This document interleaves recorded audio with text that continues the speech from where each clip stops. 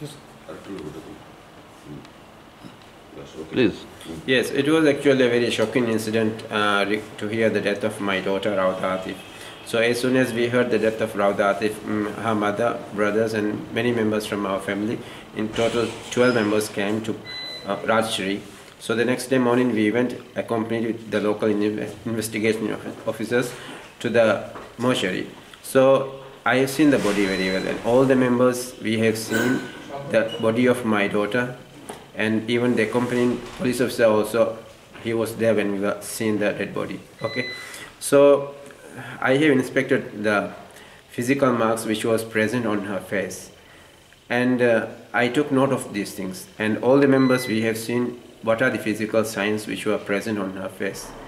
And being a doctor who has done MBBS, and part of MBBS there is forensic medicine and toxicology, we study for around 18 months. So I have seen a lot of dead bodies, and I have seen all these appearances, okay, which are present in a dead body in a case of hanging.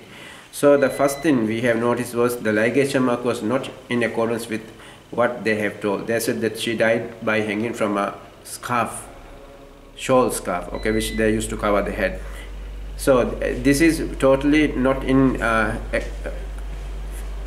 accordance with that. And the other things is, the most important positive finding which I saw on her face was there was manual strangulation mark. I repeatedly said there was manual strangulation mark on my daughter's neck. Okay, it was held like this, squeezed like this. So these marks are present only when the person was killed when she was alive. Otherwise these marks will not come. So apart from the so-called ligation mark, that ligation mark which was caused by the hanging, that mark was there, but it was not that much in accordance with the hanging ligation mark. So this sign was there. So that was the first thing which I noticed as a positive sign of manual strangulation. Manual strangulation means squeezing the neck. She was killed by squeezing the neck. This was there very clearly. Very clearly it was there. And somebody may say that a girl, when she was going to die with this hanging, they will, at the last moment they will try to save them by like this. But if we compare the location and the position of the body, we can say that these marks are caused by someone who has held her throat. She was killed by squeezing the neck. This mark is there. This is a very positive finding in the case of strangulation, physical strangulation. So with that, even I showed that to the local investigation officer who was there, and he not also. Then we were trying to take the pictures, and they're not allowed to take the pictures of that. So then after that, and apart from that, there are other findings which may be on the dead body, which may point to the case of hanging. So these some of the signs are not there. So that is why I am saying it is not a case of suicide. If we had to take the investigation in the direction of homicidal case. The next thing is we have gone along with all our team to meet the students at the hostel. So when we reached the hostel, we met the hostel warden, and at the first moment, as soon as she met me, and she said, you know, your daughter committed suicide, and I'm very happy I could not save her. I said, who says like that she's committed suicide? I don't believe. There are no marks on her body that may point to case of suicide. See, somebody will fit to a profile of suicide, you know, when she has some socio-economic features. Somebody will take an extreme step of committing suicide when the person is very extremely depressed. Whereas my child, from the younger, from her birth, you know, till up to now, she was given a very good life. She has no financial problem. We are from a well-to-do family. She was there when I was studying my medicine in India, and she studied in the best international public school at Bhopal, India. Okay, and she attended, after finishing the 7th class, she went to Maldives.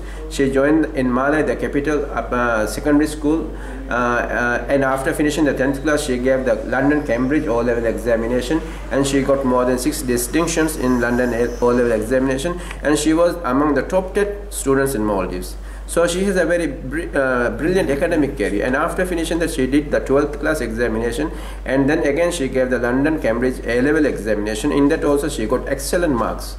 And she joined Maldives Military Hospital, Senhia Hospital, as a clinical assistant. She worked there as a clinical assistant for 7 months, and then she again joined Maldives Government Hospital, the most prestigious hospital in Malé, Indira Gandhi Memorial Hospital, and she was working there as a clinical assistant till she came to Rajshahi as a medical student. So her academic career plus working career is very excellent, and she has very good relation with all the members of place of work, and at school also she is so much fond of, loved by all many people. And again, and another thing is she has no case to be so much depressed. She has no history of depression or taking medicines like that. And in her whole life, she never attempted anything like that. I mean, self-injurious behavior, it was not there in her. So she is a very healthy individual, and she has a good academic career. She is very friendly with all the members, teachers, students, and everybody loves her so much. And again, after that, she went to the modeling. She started modeling, not as a profession, but she told me, when she want to do modeling, she asked me, Dad, I want to do modeling. I want to give some pictures to the media. I said, okay, it's up to you. But then she said she want to use this opportunity as a platform, okay, to give social service to the people. Not that, you know, she want to become a famous star or someone. So that is why she want to take this opportunity. And she got such an international, media attention because she was featured in the Vogue magazine. You can explain other suspicion of your. So this is her social relations with the people. Okay, so I am saying she is very healthy individual who is not depressed. People who are extremely depressed, hopeless, they take this action of committing suicide. So I said, put aside this thing. When we look at the body, we have seen a very positive findings of manual strangulation. So why don't we note this thing? Why we are not noting this thing? We have to note this thing and take in the investigation in this side. So if we compare other internal findings of postmortem, and then we can confirm this is a case of, not suicide. Then again, when we went to the hostel, I met the first student who saw my daughter who was hanging. So I asked, who was Seerath. There was one Kashmiri girl student. She was called Seerath, and I met her and I took her statement. I asked, around what time you saw her? She said, I usually come to call her for breakfast. So that day morning around 10 or 11, she came and knocked the door. There was no response from inside. Again she went, again she came and knocked the door. There was no response. So she peeped from the gap of that door. There's a small gap, about 10mm gap. So she just peeped from the gap and she saw that Raudhas hanging. Then I said, what did you do then? And she said she just started to weep and cry, and she just ran and called everyone, and she called the warden also. And then they all came, and some security staff also came, and they by the time around some 15-20% has come, and they start to give hitting the door and broke the door open. It was totally locked inside. They said they hit several times and broke the door open. But when we entered the room, we have seen what is the situation of the door, what type of locks were used. So I took the lock and I locked, and I showed a demo to all the members who were present there. Several times I gave blows. I said, you go outside and make so many blows, whether it will fall. It was not even coming down even 1 centimeter down. It was not coming. It was very, very tight. So if they are saying they entered the room by breaking the door from outside, okay, if they entered the room by breaking the door from outside, so there will be marks, outside marks. No, so this lock is on top of the door. It's not at the halfway of the door. It's not at halfway of the door. It's on the top of the door. So they will not they cannot hit by leg. So a lot of girls were there. Okay, some men is there. Everyone will not be hitting. Okay, right? Some one person will be hitting. If they are hitting, they can hit with the hand and break open it. It's not possible. So they have to use some sort of item like some stone, metal rod or something to hit that door. Or brick. Yes, to break the door. So these markings are not there, and even inside that it will be, this lock will be damaged. So these signs are not there. So how is it possible to enter the room by breaking the door? So there's some contradictory statements given by the students, and what is happened there and what they are saying does not match the scene. And after entering the room, I have seen some of these findings in the room. Some of this bedroom stick handle were broken, and it is one piece set and that side, another piece on that side of the floor, and the glass opposite mirror of that wardrobe, it is broken. So there may be some signs of struggle. This may be some signs of struggle. Suppose somebody said it may be just broken handle, but my daughter somehow used to keep the room very much clean. So this is one piece is lying there, the other piece is lying there. So some signs were there. And apart from that, another thing is that food which was prepared there. Okay, so that food which was prepared there. We went the next day of our hanging. Okay, and we have seen food was prepared for lunch. Big pan of curry was prepared. So the remaining vegetables were there. That lady's finger, it was cut, and still the green color of that is fresh. So that means she must be preparing for that previous day's lunch. Okay. Or dinner. Lunch, because that was the time of incidence of this thing was, she was saying around 12 or 11 that she found her hanging. So, see, and some people are saying she is having some problems with her boyfriend recently. There is some confusion with her boyfriend, and maybe she is depressed and she took this extreme step. I said, I won't agree for this. If someone is having some depression, upset, or then that day morning she will wake up, she will be very lazy and she will not prepare the food, also maybe take a coffee or something. Why she should prepare some good meals and these things. So that is why I don't believe this fact that she committed this suicide.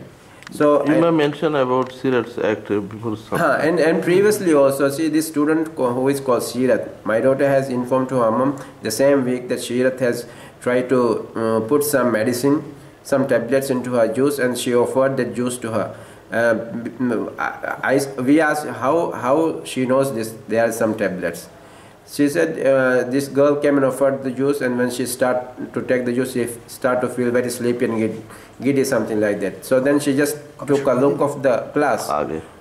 Took the look of the glass, and at the bottom of the glass there was this tablet dispersed at the bottom of the glass. So this started to create, mistrust between both of them. And when we checked Seerath's phone, there was a conversation of argument, okay, in her mobile phone. So we showed it to the police also. So that the police confiscated that phone. So we said maybe she is also suspicious. Why someone should give tablets to a friend? This is very bad. We don't know what is the tablet even. How many days ago? It was the same week, almost same week of hanging. So there was an attempt to poison her. I say poison because nobody will give tablets in a juice to a friend. Yeah. She's a very close friend who is studying with her. So this is one place of suspicion, we say. So the police will take the investigation in that direction. And based on the physical findings, I am saying, and the main sign which I have seen is this manual, strangulation sign. And what has happened in that room, and this door is not damaged, and other facts which we found inside the room. And normally when somebody is very much depressed, my daughter, another thing is she has a habit of writing diary. When she was young, from 3 years old, whatever she does, she will keep a diary and write each and everything in that diary. And it is a very common thing that when people are committing suicide, they will leave some sign, some suicide note. Nothing was there. Nothing was there. And another thing is, again, we took some mission to find the facts. So we go and inquire from the college authorities regarding the CCTV camera footings. The camera recordings of that day when she committed suicide, it is missing in this. So there is a lot of suspicion going on this case. You just cannot say this is a case of suicide and forget about it. What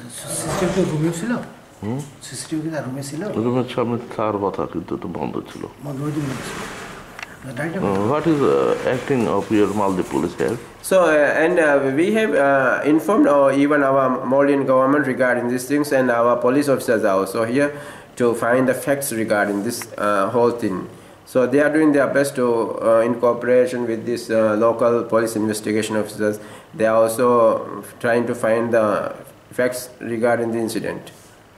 So last night also we met some of the officers here, and I pointed this thing. When we have seen this on my daughter's neck, the physical sign of strangulation, and I will not believe any other thing. Because what I see from my eyes, what all other members saw from their eyes, it is not lies. Would you like to lodge or file any case in police station? Or Yes, I will file a case of murder in police station, definitely. when?